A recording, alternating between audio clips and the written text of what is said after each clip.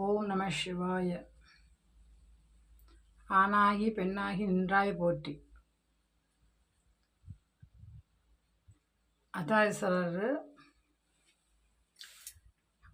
நம்முடைய ஆலயத்தில், பிரத்யங்கரா தேவி ஆலயத்தில் அர்த்தநாரீஸ்வரர் சிலையை வச்சு பூஜை பண்ணுறோம். இவர் திருச்செங்கோட்டில் ஆணாகி பெண்ணாகி அர்த்தநாரீஸ்வரராக காட்சி கொடுத்தாரு சுயம்பாக. திருநங்கைக்கு அம்மாவுடைய அருள்வாக்கு. வருடம் ஒரு முறை விழுப்புரம் மாவட்டம் கோவம் அங்கே போய் நீங்கள் திருமாங்கல்யம் அமைஞ்சு திருமாங்கல்யம் அணிந்து அந்த திருவிழாவில் நீங்கள் எல்லாமே விளையல் உடைத்து பொட்டு பூவெலாம் எடுத்து வருஷம் ஒரு முறை செய்கிறீங்க. ஆனால் நீங்கள் பிறந்த பிறவிக்கு காரணம் யாருன்னு தெரியுமா? நீங்கள் பிறந்த பிறவிக்கு காரணமே ஆணாகி பெண்ணாகி சிவன் தான். அதான் சிவன் தான், அம்மாவும் ஐயாவும் தான். இவரோட ஆழத்துக்கு எத்தனை பேர் போயிருக்கீங்க? திருச்செங்கோடு அர்த்தநாரீஸ்வரர் கோயிலுக்கு திருநங்கைகள் கண்டிப்பாக போகின்ற ஸ்தலம்.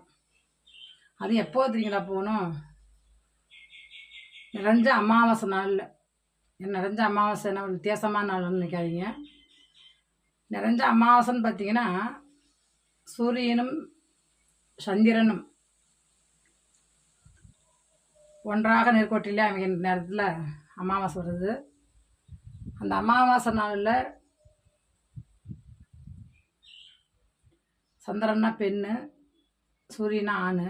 அதனால் அந்த ஆணாகி பெண்ணாகி திருநங்கைங்க சொல்லுவாங்க, அம்மாட்ட வந்து அல்வா கேட்பாங்க, என்ன பாவம் விட்டனோ, என்ன சாவம் இங்கே வந்தனோ, நாங்கள் கஷ்டப்படுறோம், அந்த கஷ்டம் எப்போ தீரும், நாங்கள் எப்படி வாழ்வது அப்படின்னு சொல்லி பல அல்வாக்கு வந்து கேட்குறீங்க. ஆலயத்தில் வந்து அவங்களுக்கு சொல்கின்ற ஒரே வாக்கு அல்வாக்கு.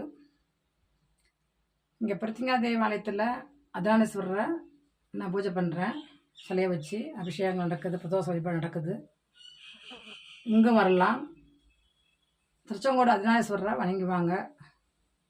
நிறைஞ்ச அமாவாசை நாளில் பிரத்யங்கரா தேவி ஆலயத்துக்கு இங்கே வரலாம். பிரத்யங்கரா தேவி வேள்வி பார்க்கலாம், மிளகாயத்தை கலந்துக்கலாம், அர்த்தநாரீஸ்வரருக்கும் விளக்கேற்றலாம்.